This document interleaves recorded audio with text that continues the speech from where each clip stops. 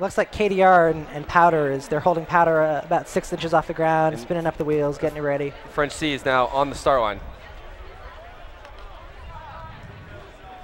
So we'll see. Not sure who really is the favorite in this heat. 7, 6. We have some KDR. KDR was 8th place last year. 2, So you maybe might favor KDR a little bit. You got to pick one of the two. And they're off. And they're off uphill 1. It looks like they're both giving it a good effort. It's really close. It looks like KDR and Fringe are about equal going into the hill 1-2 transition coming up here.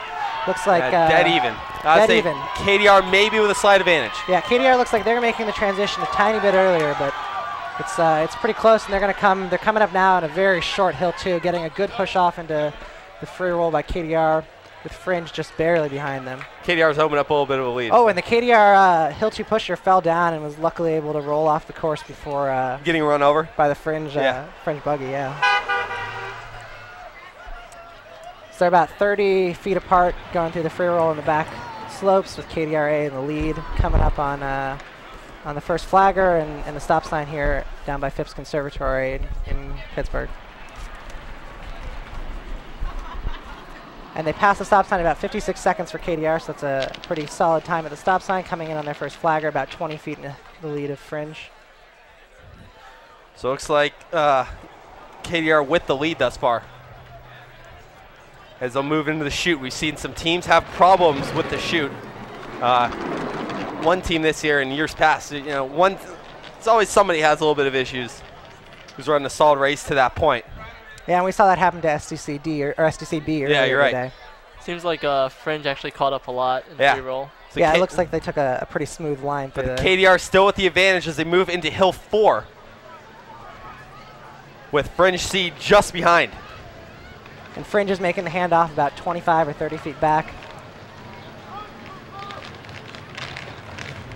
Coming up in a long hill 4.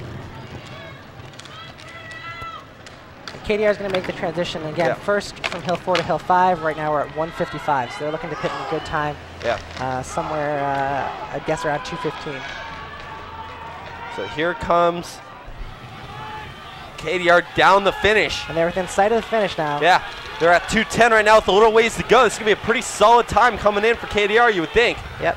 As they'll finish at about 2:14, 2:15. So that right in first or second or third place. Right near first or second place. And finally, Fringe C comes in around 2:21. Yeah, so Fringe will be in about 5th or 6th place. That's going to be probably qualifying for tomorrow. Probably going to be right on the edge of qualifying for tomorrow. Solid times for both teams. Maybe 2:20 might be the qualifying time. Somewhere in the low 2:20s. That's going to be very close there for Fringe C. KDRA with a very solid run. They'll definitely move on to the second day. Another 2 buggy race coming up after this, Pica B and CIA B. Not sure if it's, I would assume it's an advantage to run a 2 buggy race. All right. Less traffic on the course. I think there's less traffic and you're better. I hear Johnny, guys. So we're going to get Johnny on the racetrack with the interview. All right, guys. I'm here with, what's your name, sir? Terrence. We got Terrence Bolden Johnson from the Carnegie Mellon basketball team here. What do you think of buggy?